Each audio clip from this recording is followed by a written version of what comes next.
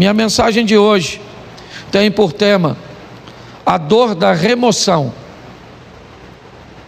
Remover algo ou tirar algo de nossa vida que nos oferece algum benefício é muito desafiador. E todas as vezes que a vida, que Deus se predispõe a agir na nossa vida, para que algo ou alguém seja removido dela, essa remoção, ela vai causar dor, por medo, por sentimento de posse, ou simplesmente por conforto. Normalmente as pessoas não têm dificuldade, principalmente na igreja. Você quer colocar alguém num cargo, ninguém normalmente não te pergunta por que você está colocando essa pessoa no cargo. Aliás, ela é até perfeitamente capaz de entender que ela só está sendo colocada nesse cargo porque Deus a colocou naquele local. Mas se você precisar remover essa pessoa do cargo, normalmente ela quer uma série de informações, de justificativas para cujas quais ela está sendo removida, retirada de uma função, porque na maioria das vezes, quando algo precisa ser retirado da nossa vida, essa remoção, ela vai nos trazer algum desconforto, alguma dor. Porém, nós precisamos entender que depois que sai da nossa vida aquilo que tem que sair, só então estaremos prontos para avançar para a próxima fase.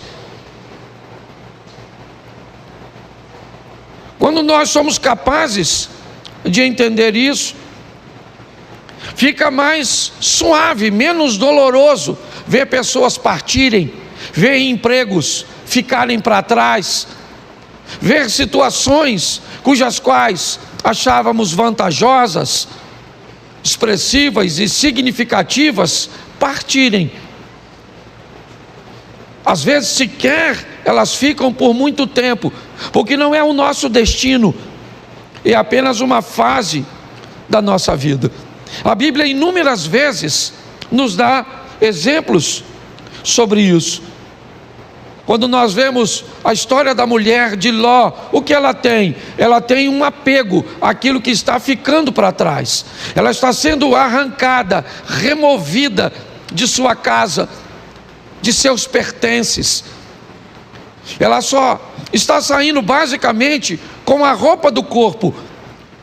Então a dor dessa remoção, o apego àquilo que ela está deixando para trás, faz com que ela olhe para trás, mesmo diante de uma ordenança de cuja qual ela não deveria fazer isso, ela faz desobedecendo, e sabe o que acontece?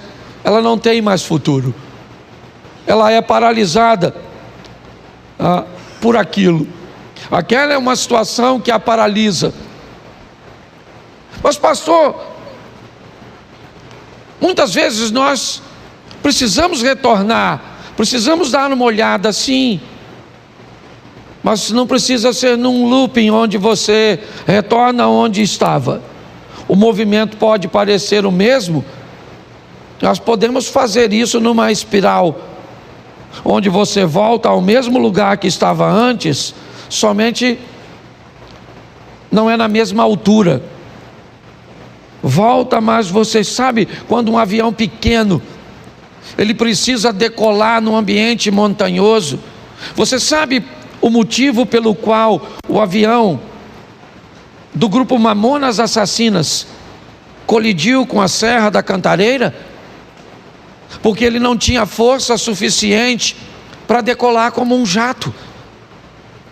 Não havia nele potência o suficiente para alcançar uma altura.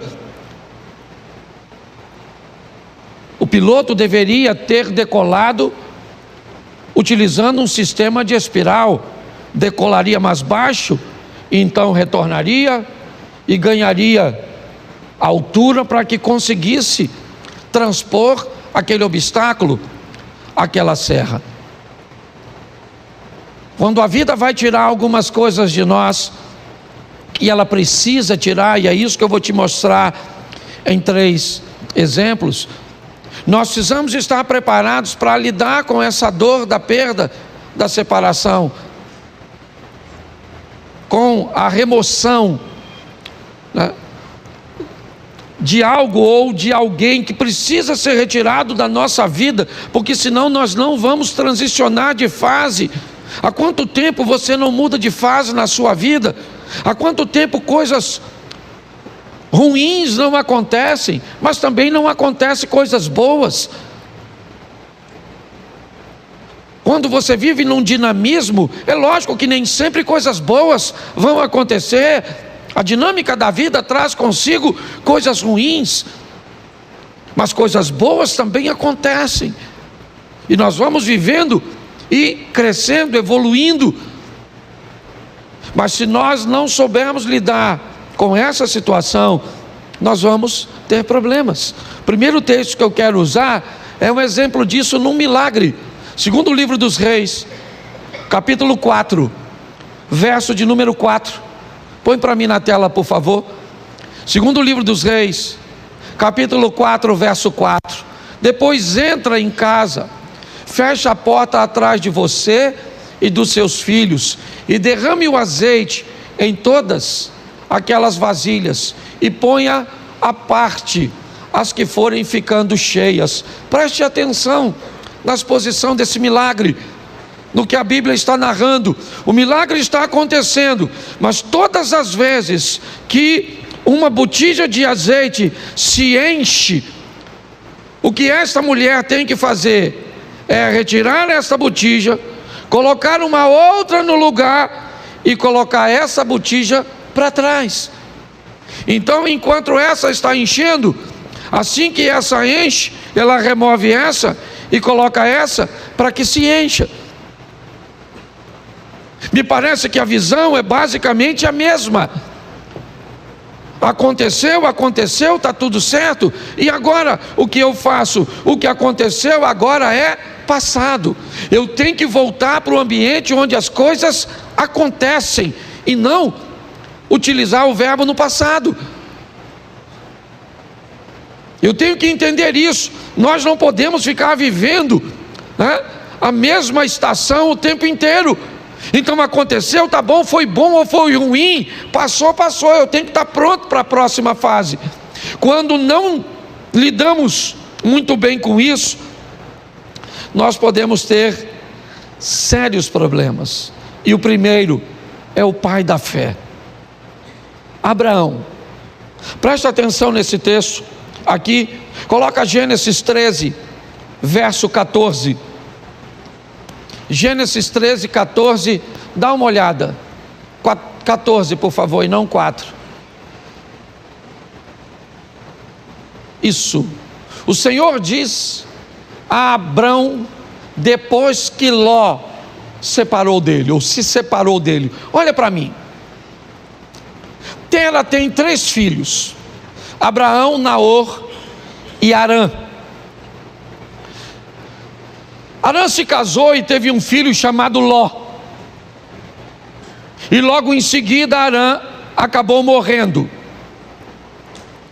Tera deixa Naor em Ur e sai com Abrão, com Ló, com Sarai, a esposa de Abraão, em direção a Canaã. Mas eles fazem uma parada em Harã e permanecem ali um tempo. Ali, o pai de Abraão, Tera, acaba morrendo. O que Abraão tem agora é apenas seu sobrinho Ló. É apenas o sobrinho. Ele não está mais em Ur. Não. O texto é claro. Todos os restantes, né, as pessoas restantes, acabam ficando em Ur. O único que está caminhando com Abraão é Ló. Quando Deus aparece a Abraão e diz: Abraão, sai da sua terra e da sua parentela, ele não está em Ur, ele está em Harã. Note bem, a terra dele não era Harã, a terra era Ur, mas Deus está dizendo para ele, se ele está ali naquele momento, aquela terra é a terra dele. Deus está dizendo para ele, ó, essa terra onde você está vivendo, ela é sua no momento, ela é o lugar que você está. Ele já saiu, é verdade, de Ur, seu destino era Canaã, mas seu pai parou em Harã, por motivo cujos quais eu desconheço, e acabou morrendo ali. E o que sobra para Abrão? Sobra Ló. Quando Deus diz, sai da sua terra e da tua parentela, a terra é Harã, e a parentela é Ló. Apenas um parente. E apenas uma solicitação de remoção que Abraão me parece que tem dificuldade de fazer. Por quê? Porque Ló era órfão? Provavelmente. Porque a terra cuja qual ele está agora não é Ur, não é um ambiente de Ló? Talvez. Mas o grande problema é a orientação e a ordem que Deus está dando a Abraão. Deixa, está na hora de Ló sair de sua vida, porque só tinha ele, então não tinha outro. Note que é apenas uma coisa, e apenas uma pessoa, mas olha o estrago, o atraso, o prejuízo que desobedecer uma orientação do Altíssimo pode trazer para a trajetória de uma vida. Por que Abraão provavelmente tem medo, insegurança de deixar Ló para trás?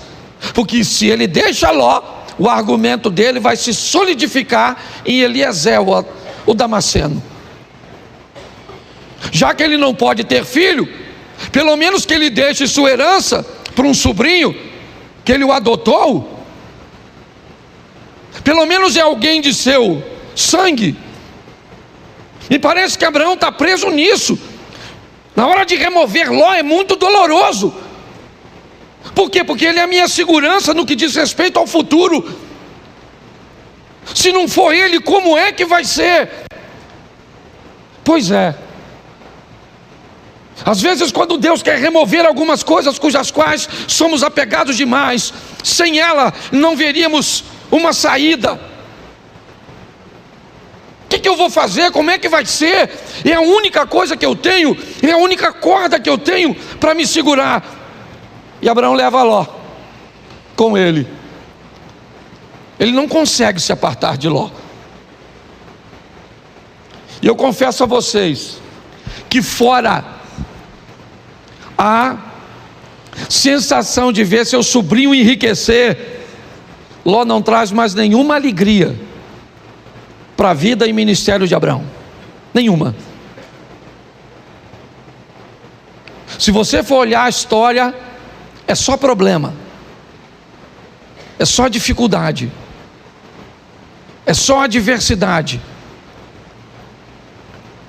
até que chega um momento que Deus diz: Abraão, não tem mais como.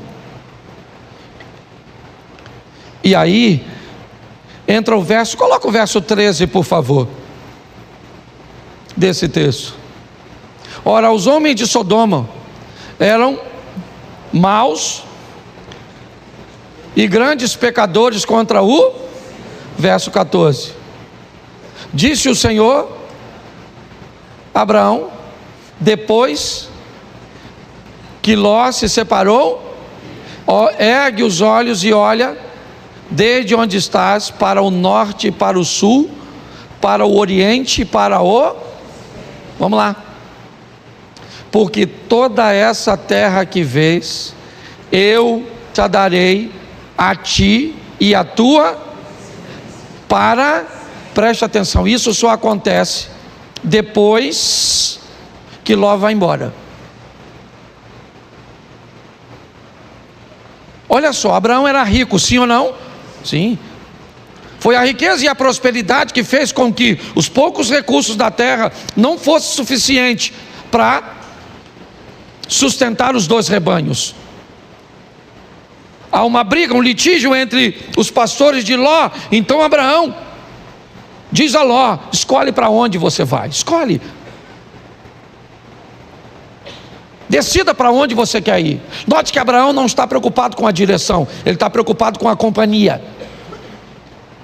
Enquanto Ló caminha para Sodoma e Gomorra, lembra o verso 13? O que tinha lá? Homens que viviam em grandes pecados. Abraão não. O caminho de Abraão era outro. A rota de Abraão era outra. Abraão estava disposto a andar com Deus. Era isso. Quando olhamos essa história, o que descobrimos? Que o pai da fé estava apegado e tinha dificuldade de se libertar de coisas, e aqui, de laços familiares. Entenda o que eu vou falar agora. O corte do cordão umbilical, o rompimento da sua vida para com a sua família, para viver a sua própria história, precisa acontecer. É importante que você entenda isso. Existe uma nova fase para você, e você precisa estar pronto a retirar ou a permitir que isso aconteça. Se dependesse de Abraão, ele não tiraria. Mas a prosperidade dos dois foram tanta que a terra está dizendo para eles: vocês não têm como viver juntos. Então ele diz: então você vai embora. E o texto diz que assim que Ló sai da vida de Abraão, Deus disse: agora levanta os teus olhos e olha. Agora dá uma olhada. Agora não há limite. Finalmente eu posso fazer na sua vida tudo aquilo que eu sempre quis fazer. Só não conseguia fazer antes porque você ainda estava aprisionado. É importante, eu não sei qual é a prisão ou aquilo que precisa ser removido da sua vida. Eu sei que tem coisas, e principalmente quando o assunto são questões familiares, principalmente, é romper com uma mãe para dar um outro nível para o casamento. É romper com um filho para dar um outro nível para o casamento. Pare e pense. Muitas vezes nós precisamos, não é abandonar, não. Você vai ver o que Abraão ainda vai fazer mais à frente. Mas é importante que nós entendamos isso, que depois que Ló sai da vida de Abraão, as coisas tomam um rumo totalmente diferente. Então, por mais doloroso que seja, esteja pronto para viver essa remoção. Deixa eu usar a segunda, que eu não posso deter muito tempo. Jonas 1,15. Jonas capítulo 1, verso de número 15. Levantaram Jonas e o lançaram ao mar, e cessou o mar da sua fúria. Preste atenção. Um barco está para afundar, e Jonas está nele. Qual é o problema da tempestade? É Jonas. Qual é o motivo de tudo aquilo que está acontecendo? É Jonas. Por que Jonas está ali? Porque o capitão do navio está ganhando dinheiro com Jonas. Jonas está ali porque comprou uma passagem. Jonas está ali porque tinha uma grana para comprar uma passagem para entrar nesse barco. Mas ele é um desobediente, tá certo? Mas ele está trazendo dinheiro. Mas eu não sei quem ele é. Tudo bem, eu não quero saber. Ele está trazendo uma grana, ele está trazendo uma lucratividade, e pautado nessa lucratividade, eu não sou capaz de selecionar quem entra na minha vida. Deixa eu fazer uma pergunta para você: quanto custa para entrar na sua casa? Quanto custa para entrar na sua família? Quanto custa? Qual é o preço de um ingresso da sua intimidade? Pare e pense. Por causa da entrada de Jonas, o capitão do navio, que não é profeta, ele não desobedeceu a Deus, não. Ele cometeu algum pecado quando vendeu o ingresso do barco dele para o Jonas? Sim ou não? Claro que não. Mas não interessa, tem alguém dentro da vida dele, tem alguém dentro do barco dele que está trazendo aquela tempestade. É só uma questão de tempo até ele afundar. Você sabe o que ele faz, o capitão do navio? Ele pega toda a carga e joga fora. Ele precisava perder a carga? Não, o problema era a carga, o problema era Jonas. Mas ele perde a carga, porque pessoas perdem aquilo que não precisava perder, quando não querem tirar o que precisa ser retirado. Você não quer tirar esse comportamento? Então tá bom, perde o casamento, perde a intimidade, perde a paz. Mas sabe por que Jonas saiu do barco? Porque o capitão procurou. O capitão está procurando, me parece, alguma coisa para jogar fora. O que ele quer é aliviar o barco, já perdeu a carga, é verdade, mas a tempestade continua. Então ele vai no porão, ele desce no porão do navio. Eu já falei isso aqui, ele desce no porão do navio, e lá no escuro do porão, deitado num lugar, está o Jonas. Porque aquilo que às vezes vai te levar para o fundo, não está na luz no convés, está no porão, escondido, quietinho. O que ele está estabelecendo em você, um comportamento, uma postura comportamental que destrói seus relacionamentos, que impede você de ter relacionamentos sadios. Mas quando ele procura, a Bíblia diz: aquele que pede recebe, aquele que busca acha. Então ele não está buscando, ele achou, pegou o Jonas, levou o Jonas no convés, o interrogou, e Jonas disse: não era para eu estar aqui, era para eu estar onde? Em Nínive, cumprindo a minha missão. Mas eu desci a Jope, peguei, certo? Comprei um ingresso, uma passagem, entrei no seu barco para ir para Tarsis, para a Espanha. E agora? A tempestade está lá, Jonas diz que ele é o culpado. Mas e agora? O texto diz que o capitão está com medo de jogar Jonas fora. Quem é esse cara? Não é quem ele é a missão que ele precisa executar. Não tem a ver com ele, é com o propósito de Deus na vida dele. Ele se torna importante por causa do propósito. E aquele homem olha e diz: eu não vou remover esse cara do meu barco, eu estou com medo de jogar esse cara fora. Eu jogo esse cara fora e, não quer jogar? Então tá bom. Eu sei o que é isso muito bem. Eu trabalhei 12 anos numa empresa, foi lá que meus filhos nasceram. Lá eu me casei, eu não tinha um carro, eu usava o carro da empresa. Tudo girava em torno daquele lugar. Eu não sabia viver, não havia nenhum outro ecossistema que eu conseguia enxergar, sabe, para me prover de um futuro. Não tinha. Não havia possibilidade, eu não conseguia enxergar. Eu sei hoje que existia, tanto existia que eu estou onde eu estou, mas na época eu não via. Eu estava totalmente apegado, e Deus usando todas as estratégias para me remover.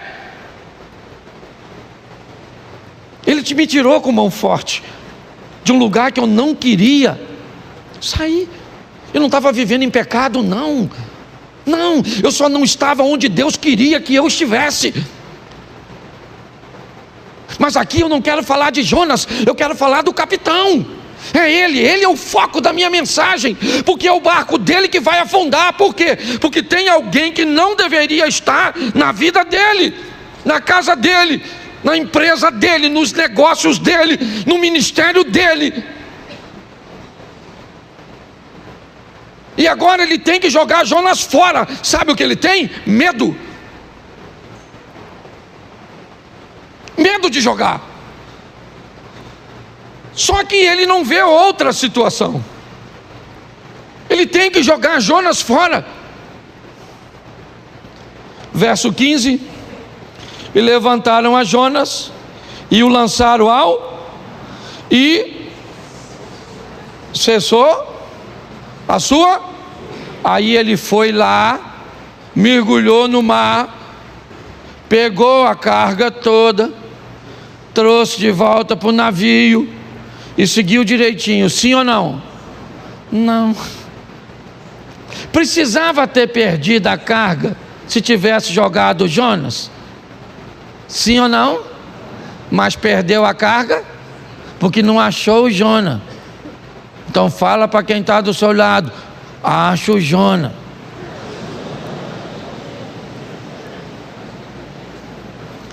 Entendeu, querido?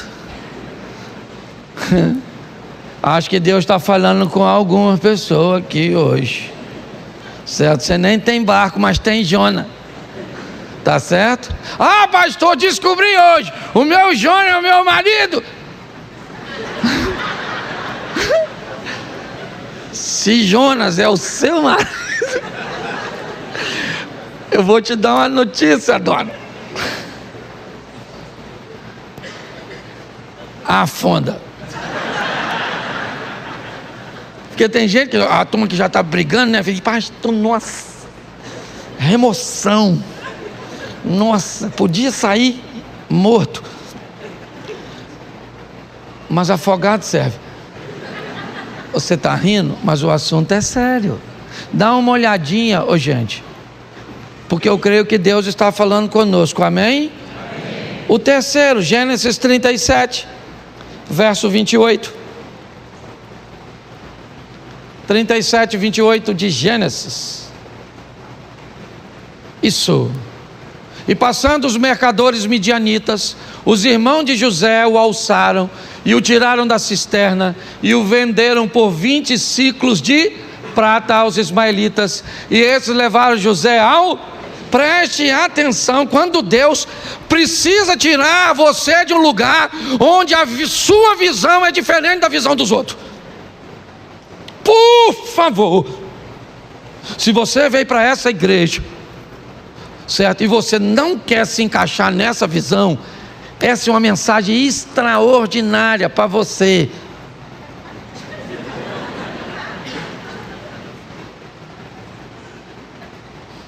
O José é um cara que ele vê o mundo, as coisas, ele aspira, seu comportamento é diferente de seus irmãos. Não cabe. Eu não estou dizendo que Rubem, Simeão, Levi, Isacar, Zebulun, Gad, Azer, Naftali, certo? Eu não estou dizendo que eles estão errados. Eu estou dizendo que há uma visão diferente. E Deus então vai remover José. Sabe o que ele é? Irmão dos caras. Sabe, ele vai ser vendido como? Repita comigo, é melhor ser um escravo na mão de estranhos do que irmão de uma família de invejosos. O dono do escravo, ele quer o quê? O que ele quer com o escravo? Ele quer o quê? Lucrar, sim ou não? Então, pro dono do escravo, quanto mais ele lucrar, melhor. O que o escravo vai fazer lá na frente? Se o escravo amanhã se tornou governador do Egito, o cara não quer saber. O que ele quer saber é o quanto ele ganhou quando vendeu o escravo. Mas um ambiente de invejoso, ele está preocupado com o que você pode se tornar no futuro. É isso que vai incomodá-lo.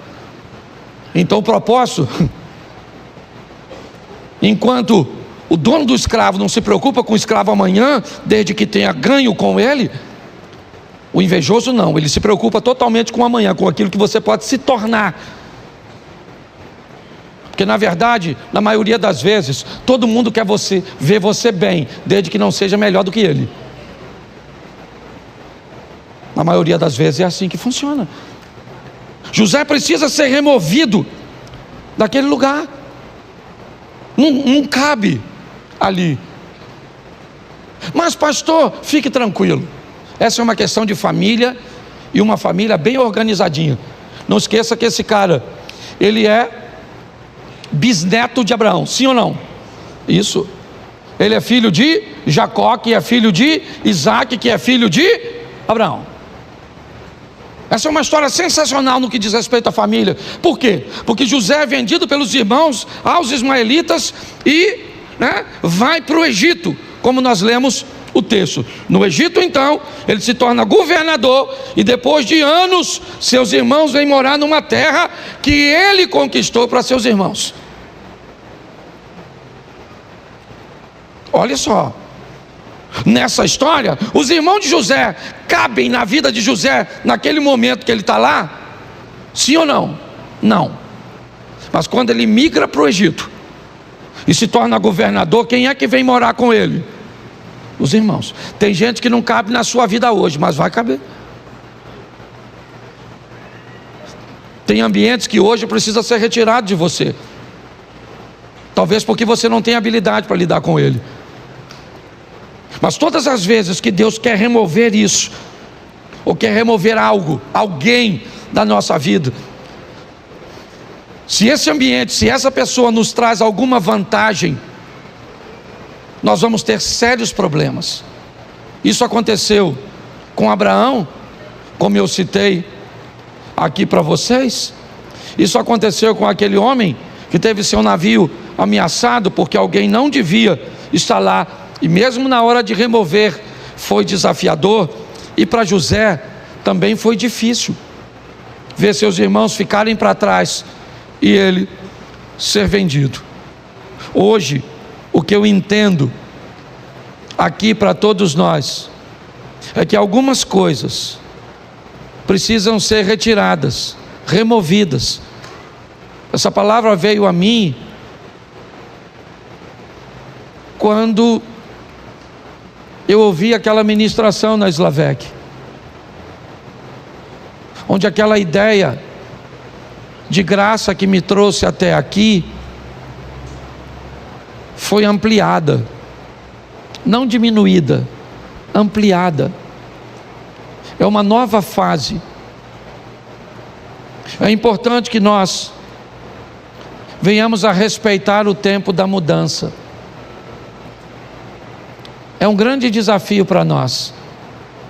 Eu não sei se você sabe, mas a história de Abraão começa com 75 anos de idade.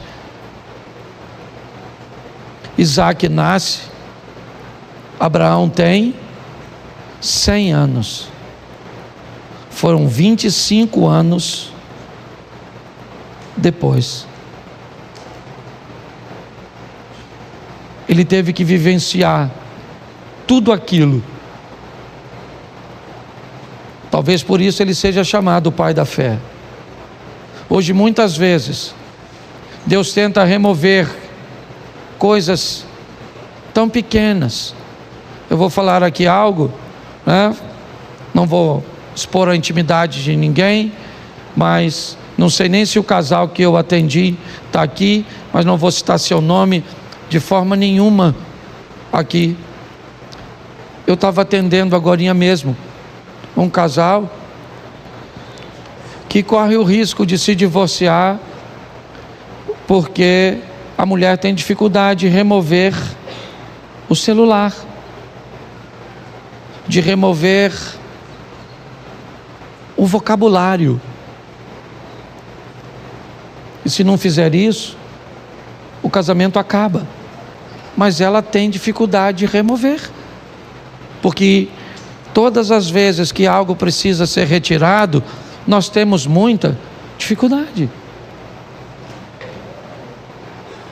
Tenta fazer uma devocional toda manhã. Tenta. E você vai encontrar com diversos obstáculos que você precisa remover.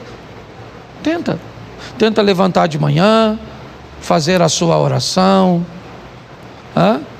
fazer sua leitura bíblica, fazer um período de meditação. Eu não sei de quanto tempo você pode, mas tenta fazer isso. A probabilidade de você não conseguir é muito grande, porque para colocar essas coisas em prática, você vai ter que remover outras coisas que você já faz e que lhe oferece conforto. Tenta orar toda noite com sua esposa, de mãos dadas. Tenta fazer jejum pelo menos 2 ou 3 vezes na semana. Tenta para ver. Pastor, por que é tão difícil? Porque antes de fazer aquilo, você vai precisar remover outras coisas que já estão estabelecidas, que te oferecem vantagens, que te oferecem conforto. Hoje a minha proposta, sabe, é trazer esse entendimento para você. Eu fecho aqui na minha devocional de sexta-feira. Eu vivi uma das maiores experiências, porque hoje não era para eu estar aqui. Hoje era para eu estar envolvido num escândalo e preso, com meu nome passando na mídia. Mas por causa da minha devocional, e eu tenho certeza, uma oração tão simples que eu fiz naquela manhã, me deu condições de chegar no lugar 20 minutos antes e resolver um problema que ia acabar com a minha vida. Você sabe quantos minutos eu orei naquela sexta-feira? Talvez de 5 a 7. Sabe aquela oração que você levanta e entrega o dia? Sabe, Senhor, toma esse dia, toma isso, toma aquilo, oro para o fulano, para o ciclano, aquela coisa. Então eu vou falar uma coisa para vocês. Para ter bons hábitos, nós vamos ter que remover os ruins. E se você achar que não consegue fazer isso, vai continuar com os ruins mesmos.